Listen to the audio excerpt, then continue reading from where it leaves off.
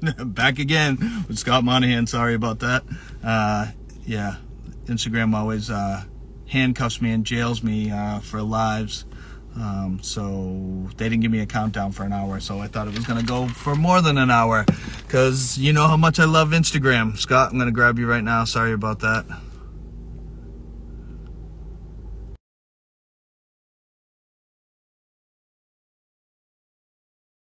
We'll finish up our rapid fire. God damn Instagram.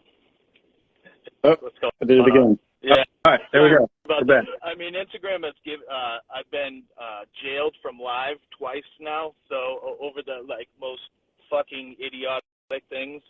So when I was doing these lives, they were giving me in the beginning. It was an hour, and then if you do so many, you get up to 4 hours that you can go. Oh, And then I got in trouble for an anti-racist thing, which was like, you know what I mean? And then I posted something about somebody arguing about the Wizard of Oz on my story. No violence, no sexual, no swearing, and somebody reported it, and they took my live away again. So I had to wait 2 months for my live to come back, and now it's been a few lives after that, and now they only give me an hour until I do X amount of lives to get to 4 hours again. But they usually give me a countdown, so I was like, oh, I'm probably going to go longer than an hour, and then it just cut off like that. So sorry about that. oh yeah, no worries. Yeah, Instagram's fun. Totally. So I only have a few more questions to go. So I'm a movie guy. I watch movies all the time. I always ask everybody this question. What was the last movie you saw? So I started watching The Menu yesterday. I haven't finished it, but I started it. And then before that, The Edge of Tomorrow I watched. It's like a 2014 like Tom Cruise movie. Yeah, I'm familiar with it. Yeah. It was fine. I wasn't like super stoked on it, but it was fine. It was entertaining, I guess. Yeah, nice. I started watching Project Wolf Hunting. It's like an Asian film about. I didn't finish it because what I was watching only gave me like an hour and 17 minutes, so I have like maybe 30 minutes left of it. But it was almost like these criminals were getting transported from Korea or like the Philippines to Korea to go to jail. These bad criminals, and they didn't want to put them on an airplane, so they got this cargo ship to take them.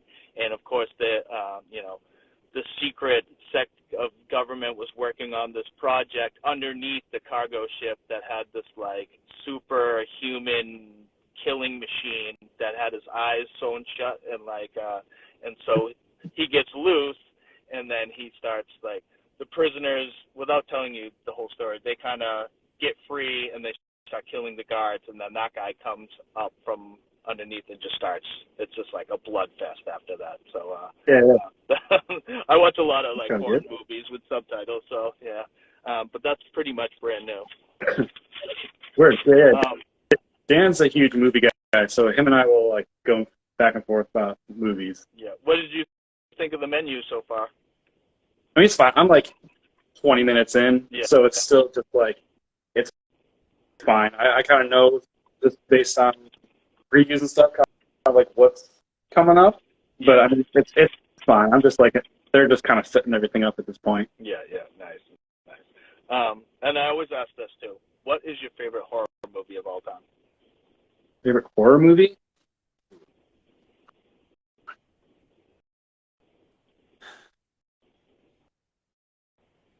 Tough question.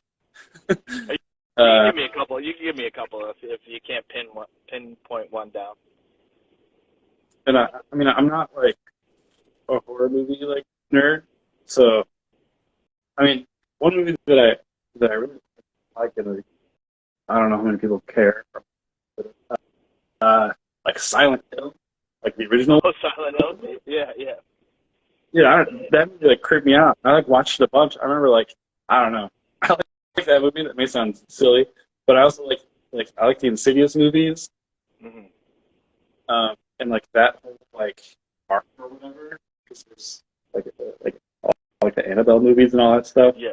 Like that whole arc is like pretty cool. I don't know how cool that is in like the horror movie world. Yeah. I mean, you might be like rolling your eyes super hard at me right now. No. But like, I don't know. I like those movies. Nice. My last question. Well, actually, I have one more after this. If you've been listening to hip hop lately, what have you been listening to? I mean, I think most. See, there's one song by this dude called POS. And it's just the one song, like generally likes POS, and so one song of it I just really like. That's kind of on my like liked songs stuff. So there's that, and then kind of like I said,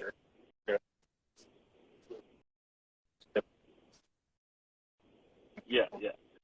early '90s stuff that I always kind of listen to if I'm listening to that. Yeah.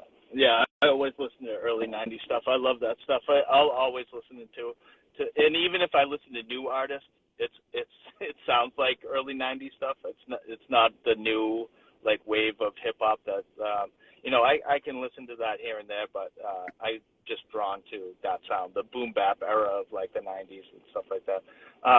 And my final question is, if there's anything that you want to just like plug that you have going on for shows or like releases and stuff like that, let people know. And if anybody's interested in finding, like, I know Burroughs is on Bandcamp. Here's Collective is like everywhere. Yeah, it's like Spotify. Like that's not hard to find. And Keflin, I mean, I would love to see you guys either like do like an Instagram page or like a Bandcamp where all the songs are on, so people can actually like jam those. I know Disappearances is kind of out there, but if anything you want to plug, please like let these people know. Yeah. I mean, like I said, like the new Hers record's coming out March 24th, and that's the beginning of our big like 2-month tour. Those tour dates are all like on our Instagram. Probably pretty easy to find. Just like search the internet. Disappearances just got a Spotify thing, so like you can find Disappearances on Spotify now. I also have a Bandcamp, and Everything and Nothing has just a Bandcamp right now. Like first, I don't know if you want to call it the demo or EP or whatever, but that's on there. And I mean, I haven't really honestly thought too much about Burroughs in recent years, but we have that. We can find that on Bandcamp.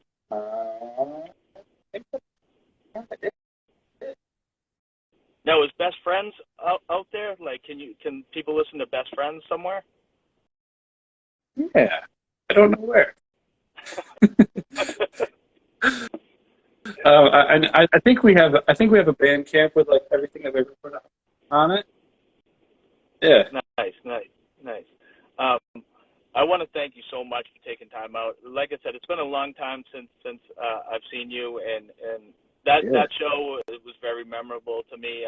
Just for the simple fact that like I heard y'all back then, and then when I saw you guys play live, I was like, oh my God, like this band is insane. Like everybody was kind of blown away in my circle of friends and stuff like that. So it was just like a very, very memorable experience for me. And I'm glad that I got to record that whole set. And like I said, so one of y'all had the camera with whatever it was, that weird lens. I know my buddy Brian, the person you stayed at's house, I think like that night got to rip it onto like a VHS or something, but I haven't seen it. I only have like one video that I put on like a video compilation like thing from that, but it's kind of grainy and stuff like that. I didn't know if whoever has that, do you know who has that? Yeah, so I have like a box of 8mm tapes that I think has like all that footage. We did do like a Keflin tour video. That's yeah, like, I've seen that on YouTube. Yeah. So we have that, but I have all those 8mm tapes still. I don't have anything. I do. Joe experiences works at a video place, and he says, I brought up a couple of times, like, man, I have a box of 8mm, and he's like, yeah, I can digitize. So that'd be awesome. So I'd love to do that.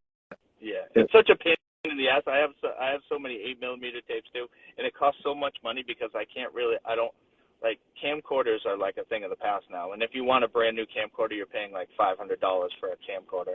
That and it's not you're putting old shitty tapes in a brand new thing, which could like eat the tapes anyway. So like I have to go to like a place that digitizes everything, and it costs like an arm and a leg. I mean, I think 5 tapes for me costs like $100.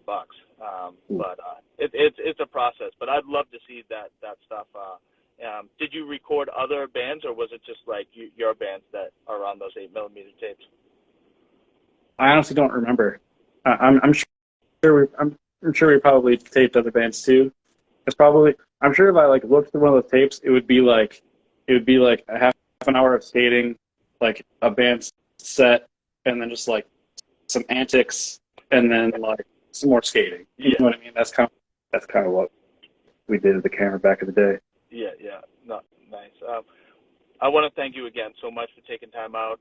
It's been a pleasure talking to you. I was amped on reaching out to you and Dan, and hopefully, like, I'd love to see that discography sometime if you guys get to talking with the other band members and stuff like that and put that out. I mean, I think people would be amped on that. I know Dave Norman from Zegma loves Enkephalin and would love to do that too. So thank you once again, and I know you're busy today, so I don't want to keep you for too long. Sorry about the little hiccup with the cutting off, but really, thank you so much. I appreciate it. Yeah. Thanks for having me. This is fun. Definitely. Let's stay in touch, and if I see anything else, I'll send it to you your way that I think you might like or whatever. And if let me know where I can find those tour dates, and I'd love to catch Here's up around here if I can. Yeah, for sure. I'll definitely be in touch, and if I digitize the 8mm stuff, I'll let you know about all that stuff too. Yeah, definitely. Thanks, Scott, and have a great day. All right, man. You too. Thanks. All right. Thanks. All right. See you.